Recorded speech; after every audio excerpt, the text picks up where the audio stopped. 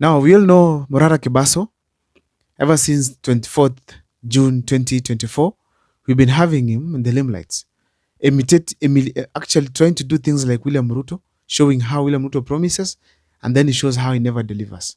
So he has been going through across the country, showing some of the stalled projects in all other parts of this country, including Sugoi, including Uasin Gishu. So Morara Kebaso has been daring, doing things that everyone else in this country could not do, doing things that the members of Parliament of Kenya feared doing. Because I'm saying fear doing because these members of Parliament of Kenya, they allocate money for certain projects, but they don't follow up to see how this project's been delivered. So Morara Kebaso took over the role of the entire cabinet, of the entire members of parliament, of the entire parliament, to go by going to the sites, exposing the projects where money had been allocated, yet it was stolen or not fully delivered. I'm giving an example of the Mai hospital that was level 4, a beautiful hospital built under Lake Nyanjui, but it was not finished. Money was squandered despite being fully paid. And it is not functional until date. And actually, despite Morara Kebaso exposing it, none of these MPs has gone there to look at what is happening. Even the area MP of Maimayu,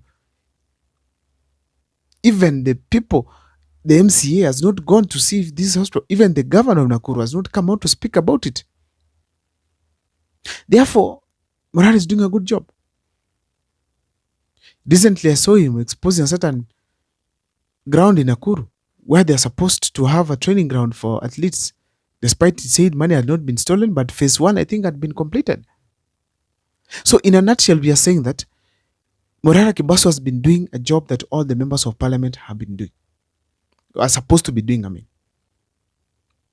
doing the oversight that the members of parliament are failing. He has actually done even for the senators, because we have seen him expose those projects for the counties.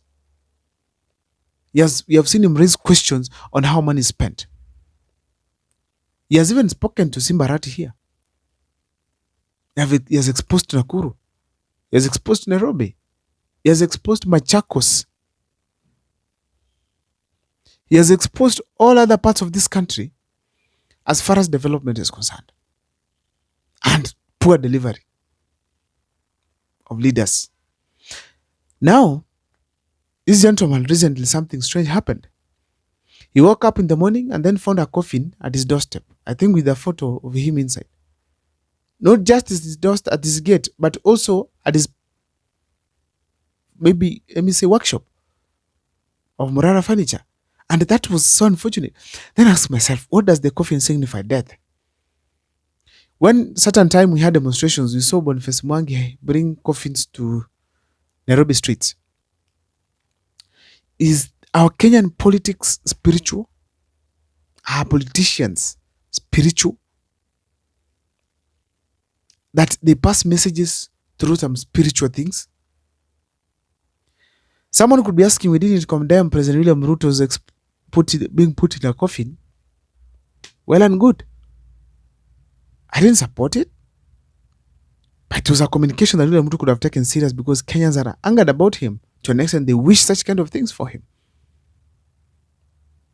During the demonstration, you guys did not hear probably what was happening, what people were saying. People were really condemning the existence of President William Ruto. Now, going to Morara Kebaso, when we see him being put in a coffin, the wife, it was strange. Despite he did not express fear with this, Morara Kebaso finding a coffin with his picture inside and the wife is a strange thing. Strange indeed. And then ask, is this spiritual? Or maybe probably they want to kill him. When we saw this guy called Jimmy Wanjigi in his home at, is it Mudaiga? He found, or maybe, was it Lavington? It was Runda, where we realized that blood was all over at his gate. Something killed and then blood poured there. Then we ask ourselves, was this spiritual? Did they intend to kill him while alive? Was this a warning? I'm not sure about it. But why has the Kenyan politics reached a point that people are doing such kind of strange things? I used to hear that people, before become a leader, you get into a certain position, you have to go for some cleansing, for some spiritual activities before you embark on the political activities. What is that? What is that? It has reached a point that we are confirming the point by Chris Kerubi that if we want this country to develop, we take all politicians from here and take them maybe to some land in the ocean and keep them there to have their own country and live alone. And then they zit the Kenyan land completely so that we can be able to get a change of any kind. Because they are the problem that we are facing as a country as we speak today. Because what justifies a coffin in someone's home? What justifies a coffin in someone's workshop? What explanations do politicians have to blood being poured in Jim Wanjigi's gate? That is strange completely. Then we trust politicians for what we do, for what we expect. We expect such people to bring education, free education to us, free medication, or proper medication, proper education to Kenyans. No, these people, they don't care about the existence of God. How do they care about the existence of humans? They don't care about the existence of God completely. Because we've seen a politician in this country literally shoots a citizen, and this guy is now eyeing the gubernatorial seat. Gubernatorial seat.